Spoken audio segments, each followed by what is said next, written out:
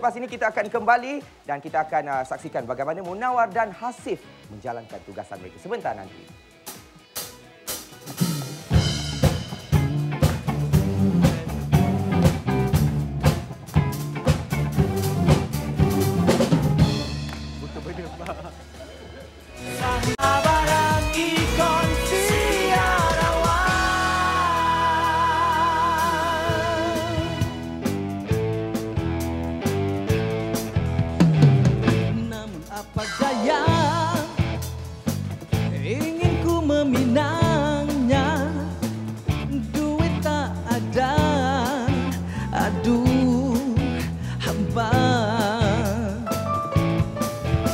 Di mana aku cari, minta pada ayah, minta pada ibu, pinjam pada abang, pinjam pada kawan, aku malu. Duit tak ada, tapi hati ingin kawin, apa dayaku, oh, kawan. Apa dayaku, oh, oh kawan. Terima kasih.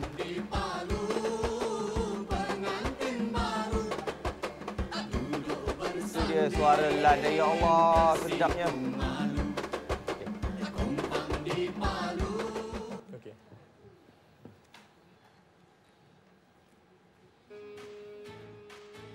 Assalamualaikum warahmatullahi wabarakatuh dan selamat petang saya ucapkan kepada penonton di rumah dan juga yang berada di studio pada hari ini. Baiklah, hari ini kita menyaksikan Ikon Sarawan 2016 Bicara Wara Khas merupakan saya, Ikon Sarawan Hasif Idris dan saya Ikon Sarawan Munawar Azmi. Jadi Hasif, hari ini kita mempunyai satu topik yang pastinya lebih segar untuk dikongsikan kepada penonton di studio dan juga penonton di rumah, iaitu berkenaan 5K atau 15K, mana lebih bahagia? Mana kalau saya 15K tu saya lagi bahagialah kalau saya dapat 15K tu. Oh, kalau saya 5K ataupun 15K tidak menjadi persoalan, tetapi 5C yang menjadi pertaruhan. Baiklah, kalau tahu 5C ke 5K ke atau 15K, kita akan kupaskan sebenarnya segmen kita sebentar saja lagi. Tapi bagi anda yang menonton rancangan sekarang, boleh hantarkan tweet ke Hiburan TV.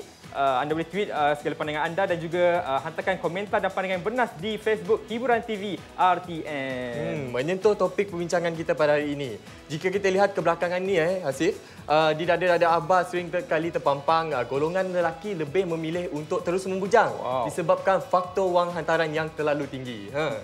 Jadi Muna, kita nak tengok sama ada wang hantaran ini yang tinggi menjamin bahagia ataupun tidak. Apa kata kita saksikan bingkisan telah kami sediakan di sekitar ibu kota. Saksikan.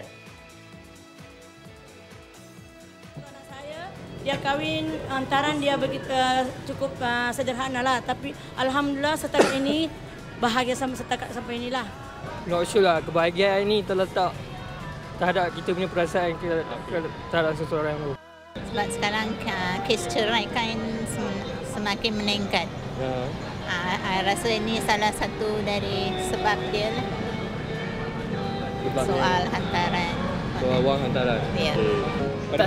Tak semestinya. Sebab selepas kahwin tu dia ada banyak komitmen yang dia perlu ni. So kalau boleh fokus untuk yang lepas kahwin lagi baik.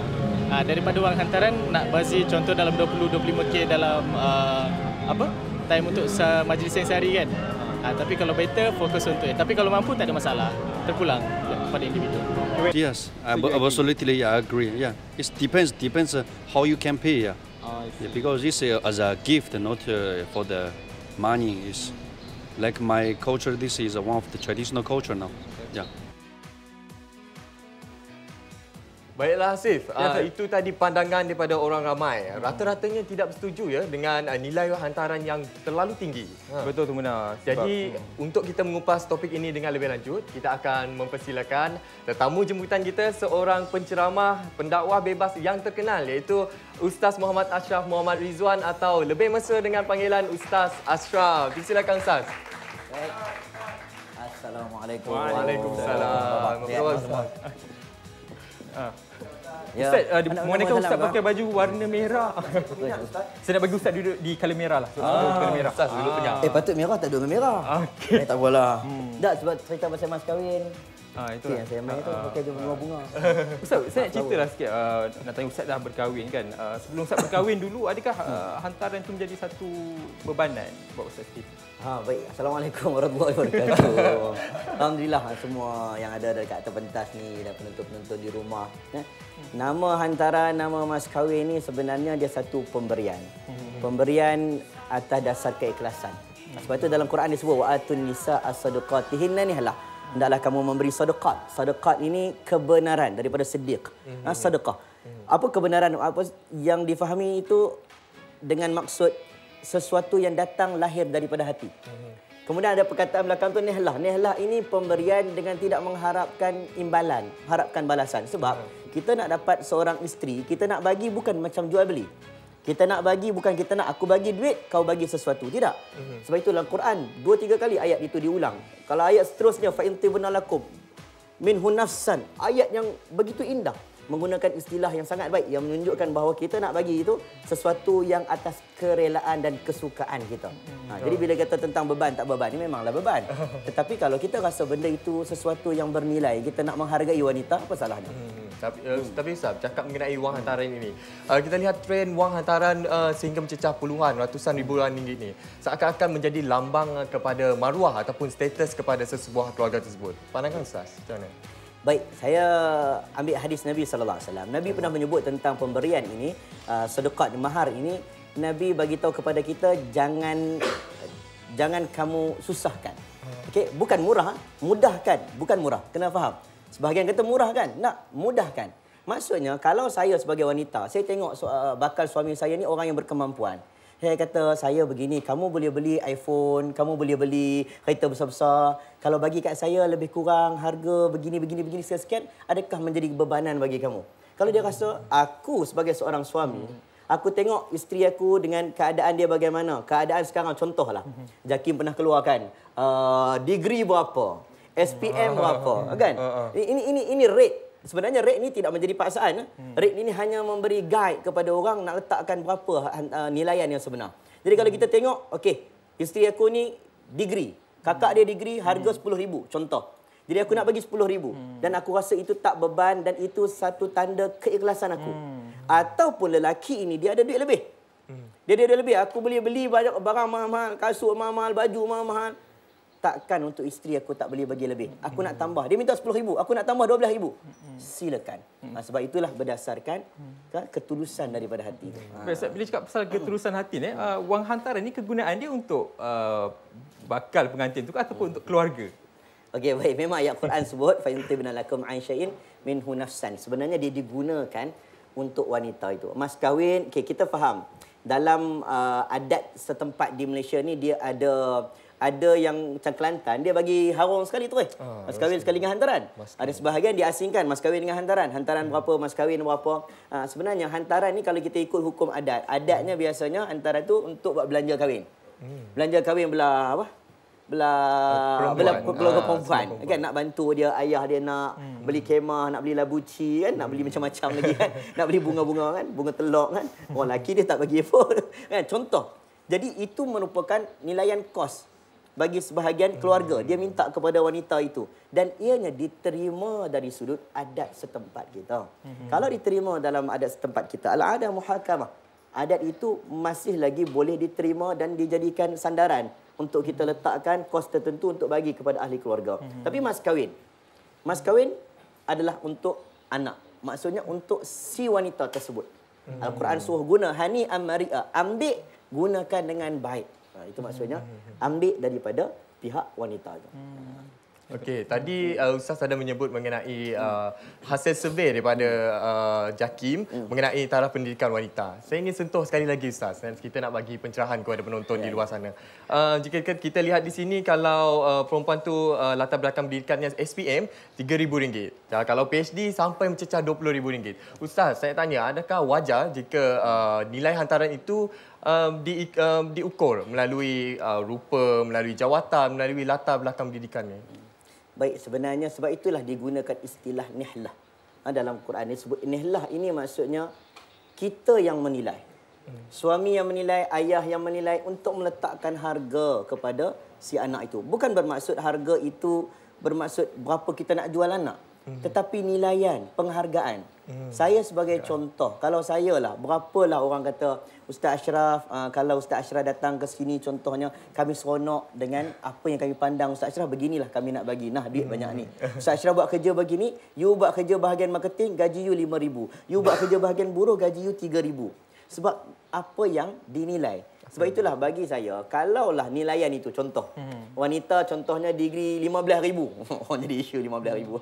Kan 15,000. Degree 15,000. Tetapi pasangan lelaki tak boleh, tak ada duit. Kan? Betul. Kan nampak muka-muka semua PT-PTN ni kan? Contoh kan. Duit nak hutang, nak bayar, macam-macam lagi kan.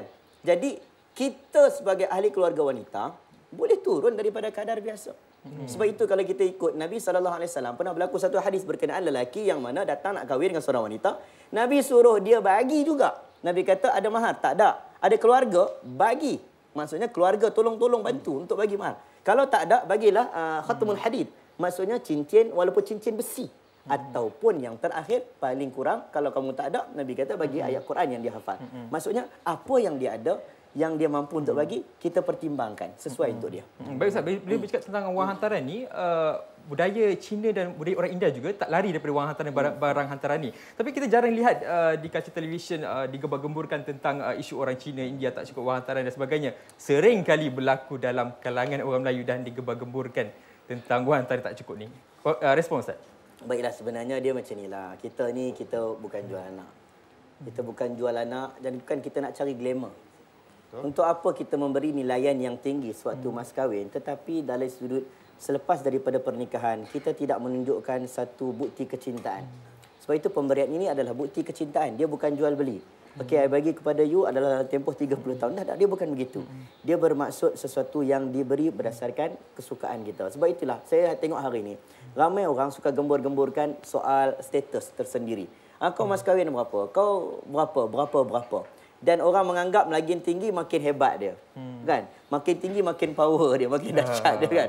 Ini satu benda yang tak baik. Akhirnya dia memberi imej yang tidak baik kepada institusi pernikahan di dalam dunia agama kita sendiri. Sebab itulah kalau boleh tu kita ni netizen pun tolong bantu sama untuk kita perkemaskan maksud sebenar pemberian. Baiklah Ustaz, sebelum kita meneruskan lagi perbincangan kita ini, kita saksikan terlebih dahulu bingkisan yang tadi disediakan, iaitu apa kata selebriti. Saksikan. Wang hantaran ni tak berapa penting. Yang penting adalah selepas kahwin tu. Kalau boleh jangan habiskan 70,000 dalam masa hari kahwin. Buat apa? Lepas kahwin tu tinggal 70 sen. Tak guna dik. Jangan. Kalau boleh jangan letak yang tinggi-tinggi sebab kita kena fikir lepas kahwin. Lepas kahwin macam mana kita mau hidup. Dengan kos hidup sekarang tinggi. Betul kan? Betul. Macam kalau nanti melahirkan anak, kita kena standby. Untuk bini bersalin kita kena standby.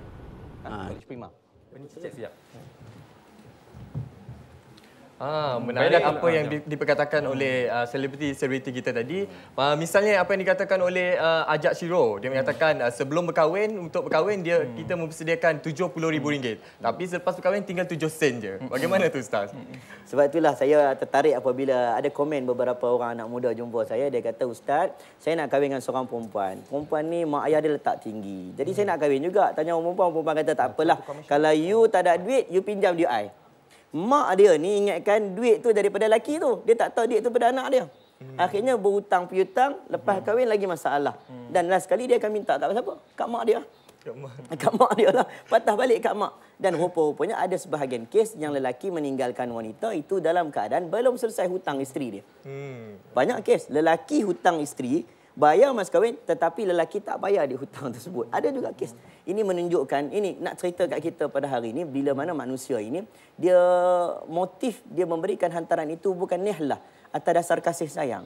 Pemberian yang keikhlasan, tetapi ada dasar nak glamour, nak nampak kedudukan. Kita bukan nak merendahkan wanita. Kita bukan nak suruh, okey bagi sikit-sikit. No. Tak. You boleh beli kereta, boleh beli motor mahal-mahal, kereta mahal-mahal, tiba-tiba nak bagi mas kahwin. Tak mampulah bro. Kan? Dan kita bagi ayat Quran. Saya faham, ayat Quran tidak dapat dibandingkan dengan nilaian duit. Tapi kena faham hadis.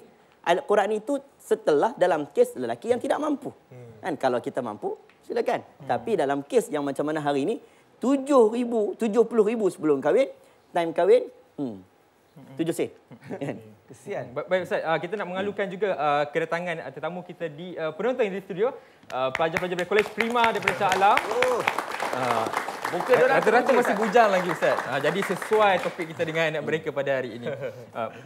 Okey Ustaz, tadi Ustaz ada menyentuh mengenai jawatan, gila glamour apa semua kan. Jadi bagaimana untuk kita mengubah mentaliti ataupun norma kebiasaan yang tidak sihat ini Ustaz? Baik, kita kena perjelaskan sejelas-jelasnya. Saya ada dua kelompok. Satu kelompok yang berlebih-lebihan dalam meletakkan mahar, itu pun masalah. Satu kelompok pula, dia tidak menghargai wanita. Dia meletakkan dengan nilaian yang rendah. Saya sejujurnya, saya tak mau sebut orang lain. Saya sebut apa yang berlaku pada kes saya. Saya kahwin dalam keadaan saya tak sempat. Tak bekerja lagi. Duit pun tak berapa nak ada. Gaji pun sebulan RM350. Siapa pun nak kahwin dengan aku waktu tu tak ada lah kan. Tapi cerita dia begitulah. Tapi bila kita nak bagi mas kahwin, kita tengok kedudukan isteri. Waktu tu kedudukan isteri saya, dia minta waktu tu lebih kurang, orang semua dah 8 hingga 10 ribu. Tetapi dia minta untuk sama dengan adik-beradik dia lebih kurang 6 hingga 7 ribu. Saya sendiri menghargai dia. Saya menilai dia ada kedudukan yang perlu saya tambah. Duit ada lebihan. Saya minta untuk tambah jadi 8,000. Buka rahsia pula. Tapi nak sebutnya... Kongsi kan? Tak ada duit sangat. Tapi ini nelayan bagi dia. Inilah yang kita beri berdasarkan apa yang kita rasa kita seronok nak bagi. Jadi kedudukan, pangkat, darjat itu semua memainkan peranan. Jangan kita anggap tak penting tentang soal kedudukan. Fatimah binti Qais, sahabat Nabi, ada 3 orang pinang dia, Muawiyah bin Abi Sufyan, Abu Jaham dan seorang lagi Usamah. Nabi kata, dia kata, mana satu kau nak pilih? Nabi kata, jangan pilih Usamah, jangan pilih Muawiyah, jangan pilih Abu Jaham, jangan pilih Muawiyah, pilihlah Usamah. Nabi sebut, ini kemampuan kewangannya tak cukup. Ini dia tidak menurunkan tongkat daripada pundak dia. Maksudnya daripada bahu dia. Nabi nak beritahu, yang ni dia mungkin agak kasar sikit. Yang ni duit tak berapa cukup, pilihlah Usamah. Apa nak sebut di sini? Duit juga Nabi tengok. Kalau maintenance ini tinggi, maka Nabi tengok ini mungkin tak sesuai. Baik Ustaz, adik-adik kita pada hari ini terpinga agaknya sebab kita tengah bincangkan tentang topik 5K atau 15K mana lebih bahagia sebab dia berkaitan tentang wang hantaran. Tapi Ustaz, sebagai orang lelaki jugalah, baik adik kita di studio maupun rakan-rakan ekosistem di sana, sebagai seorang lelaki lah, kalau saya sendiri mungkin saya kena ada 5C dulu sebelum berkahwin. Contohnya mungkin kena ada car, kredit, cash, carrier dan juga kondo. Macam mana pula tu? Dah separuh dah ada Dato' Syed. Nampak? Okey. Baik, 5C ya? 5C. Saya kan 5 sen kan 5C. 5C. Baik, sebenarnya bila Nabi menyuruh, ya ma'syarah syabab, man istata'a minkumul ba'ah falyatazawwaj. Wahai anak muda, apabila kamu sudah mempunyai al-ba'ah, kemampuan. Al-ba'ah itu apa? Dibincang oleh ulama. Mengatakan bahawa al-ba'ah itu adalah secara fizikal, kemampuan fizikal. Kemampuan fizikal itu yang paling utama. Maksudnya sebab kita ni nak menjaga tak ada sakit, kita nak menjaga ketenteraman orang rumah kita, nak memberikan kedamaian kepadanya, maka kita kena ada al-ba'ah. Ini yang diceritakan oleh para ulama. Namun dalam masa yang sama, kewangan juga penting. Bukanlah sampai kena ada kereta. Saya kahwin tak ada kereta. Saya kahwin rumah pun tak ada, tikar pun tak ada. Tapi usaha dan tanggungjawab. Ustaz, saya ada ni soalan daripada Twitter ni, Twitter. Kita boleh juga mengikuti anda di Twitter, cabaran apa dia macam mana kalau nak pergi Twitter? #HiburanTVRTM. Hiburan TV RTM atau @HibTVRTM. Okey, soalan daripada Roslyn Ustaz. Dia kata budaya do give ni, do give. Dia kadang-kadang dia bukannya apa ni tak mampu ke mampu, dia kata orang tu bila nampak perkahwinan sebelum ni dia pergi do give, dia bagi sampai TV. Ada ke bagi TV? Contoh dia kan. Dia pun tak nak kalah. Jadi ini adalah salah satu isu-isu sekarang yang terjadi. Macam mana pula Ustaz yang macam itu? Awalibu walau bisyatin. Masalahnya orang sekarang ini, dia memikirkan tentang soal hari persandingan, hari perkahwinan tu. Dia tak fikir hari-hari selepas daripada pertandingan. Pertandingan. Hari lepas perkahwinan. Teringat macam ajak Syirul. Ajak tadi. Dia kata lepas tu penting. Sebab itu Nabi kata, buatlah walimah. Kena buat sunnah. Jangan tak buat. Buat tu sebab naik iklan. Buat walau bisyatin. Walaupun dengan keadaan seekor kambing. Maksudnya kalau do give, kita ada do give kan. Kawan ni bagi contoh, bagi kawan dia nak bagi TV kan. Dia nak bagi TV, seorang satu TV, aku nak bagi kenduri dia. Contoh dia nak bagi apa? Yang ni bagi cawan. Kan? Yang ni bagi cawan yang boleh isi air gelas, jug, mak yang besar. Yang ni pula bagi cawan kecil. Allah, kecilnya kau. Ini semua disebabkan, minta maaf saya sebut perkataan ini. nafsu untuk mengangkat diri dan kedudukan. Sebab itulah bila kita nak bagi ke orang yang kita rasa seronok nak bagi. Setuju tak? Kalau saya teringin nak bagi kepada orang, saya teringin nak bagi, saya ada duit lebih. Kenduri ni tak kisah. You ada gaji 40,000. Contohnya gaji you 40,000 sebulan. You nak buat renda macam mana, you nak panggil 50,000 orang, silakan. Asalkan tidak membazir. Dan bersederhana itu lebih baik. Tapi you tak ada duit, you bagilah sekadarnya ukur baju pada badan sendiri. Baik. Besok mungkin saja ada nasihatlah untuk bakal yang mereka yang bakal berkahwin nanti, termasuk kami juga yang masih bujang lagi, termasuk rakan-rakan Iko Sarawak di sebelah sana. Saya tak. Okey Ustaz, bagi konklusi sikit. Kita balik kepada persoalan tadi, 5K atau 15K, mana lebih bahagia? Jawapan Ustaz. Saya pun kelang kabut hari ni jawab. Tapi tak apalah, kita nak mengulas tentang 5K ataupun 15K. Bukan pada nilaian itu. Tetapi apabila Al-Quran, bila kita kahwin kita kena ingat. Kita kahwin tujuan dia adalah untuk dekat diri kepada Allah. Itu je. Anak muda tak ada guna kita kahwin kalau jauh daripada Allah. Tak ada guna suami, tak ada guna isteri, tak ada guna ada anak. Tapi jauh daripada Allah. Selepas daripada pernikahan. Bila kita ingat matlamat pernikahan ini, kita akan tahu aku bagi ini kerana apa. Kenapa aku bagi banyak ini? Kenapa perlu sebegini? Dan pasangan yang nak menerima, wanita nak menerima, bukan persoalan 5K atau 15K. Berapakah yang yang ada pada kemampuan orang yang bakal menikahi aku, nak menjaga aku sehingga ke akhir hayat. Inilah nilaiannya. Bukan pada 5 ataupun 15, tetapi kedua-dua belah pihak. Hani amnari'a. Suka sama suka. Okey. Okey, jika kita dengar daripada perbincangan kita tadilah, apa yang penting di sini ialah bersederhana ya Ustaz. Kalau mampu bolehlah kita belanja berlebihan, tapi kalau tak mampu tu lebih baik berpada-pada lah. Ikut kemampuan pihak lelaki dan pihak perempuan pun janganlah terlalu mendesak kan Ustaz. Betul Ustaz dan Munawar. Yang penting kita kena ukur baju di badan sendiri, sedar kemampuan dan keperluan masing-masing. Sebab bila wang telah mengetuk pintu, cinta terbang menghilang daripada jendela. Jadi kita kena sedar di mana kemampuan kita dan persediaan ataupun kehidupan selepas berkahwin itu yang lebih penting sebenarnya. Tapi saya percaya di sini perkahwinan bukan untuk dijual beli, tetapi penuh dengan persetujuan dan ikatan suci yang perlu kita sepakati. Terima kasih Asif dan juga Munawar. Tepukan untuk kedua rekod kita juga Ustaz.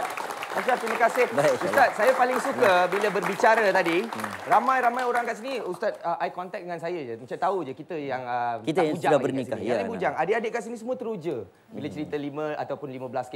Rakan-rakan ikon kita ada yang nak tanya soalan ke mungkin? Semua bujang lagi kat sini. Ada ke yang nak tanya dekat Ustaz ke? Silakan. V ada soalan nak tanya ke? Assalamualaikum. Saya nak tanya, kadang-kadang perempuan ni dia tak kisah pun wang hantaran kecil ke besar ke, tapi ibu bapa, bila ibu bapa tu masuk campur, tiba-tiba jadi lain pula. Apa nasihat Ustaz kepada ibu bapa yang campur tangan? Bagus ni. Terima kasih. V. Dah ada soalan macam tu. Okey, silakan. Betul. Itulah yang dimainkan peranan oleh kedua-dua belah pihak. Oleh mak ayah lelaki ataupun mak ayah perempuan. Kadang-kadang keputusan kedua-dua belah pihak lelaki, anak-anak ni kata, okey je kan. Okey je, I tak kisahlah, tak bagi pun tak apa. Kan? Contohlah. Sebab anak tu tak ada masalah. Dan boleh jadi bukan mak ayah, kadang-kadang mak saudara tu. Betul. Kan? Yang nak kahwin tu siapa? Betul? Yang nak kahwin itu kedua-dua belah lelaki dan perempuan. Si ayah, si ibu, dia faham yang nak menikah itu, menjalani kehidupan selepas daripada pernikahan itu adalah anak. Dan si anak juga pun kena faham. Kena faham bahawa yang nak mengizinkan pernikahan itu adalah orang yang pagi, petang, siang, malam memikirkan tentang anaknya. Jadi kita menghargai mak ayah kita. Okey ibu, saya nak letak, saya boleh letak. Tapi ibu nak letak berapa? Atas dasar ibu yang jaga saya pada kecil. Contoh. Kalau ibu kata mahal, kita boleh discuss. Mu'asyarah. Wa'ashiruhunna bil ma'ruf. Bermuasyarah dengan keadaan baik. Tapi saya nak pesanlah kepada kedua-dua belah pihak lah. Untuk mak ayah pun kena pesan, untuk anak pun pesan. Ada sebahagian anak dia kata, mak ayah ni komplit. Ada juga kan? Ada juga yang mak ayah ni, dia yang melampau lebih daripada anak. Dia yang nak. Yang tu yang kita bimbang, kena ingat, yang nak menikah itu anak, yang nak menanggung kesusahan juga anak. Yang nak mencari kebahagiaan adalah anak. Yang porak-poranda juga adalah anak. Ibu ayah perlu pastikan kita nak menikah bukan untuk anak dan menantu sahaja, tetapi menikah dengan kedua-dua gerombolan adik-beradik. Belah ayah, mak saudara, mak menakan, mak cik, mak ngah, mak teh semua ada. Jiran pun kadang-kadang ada. Jiran pun kadang-kadang ada. Baik, terima kasih kita ucapkan kepada Ustaz Hasham, tentunya juga dekat Hasif dan juga Munawar. Terima kasih. Saya rasa itu satu kata orang tu perkongsian yang hangat di situ dan semua teruja, semua seronok tak? Okey, ada dapat pengajaran daripada cerita tadi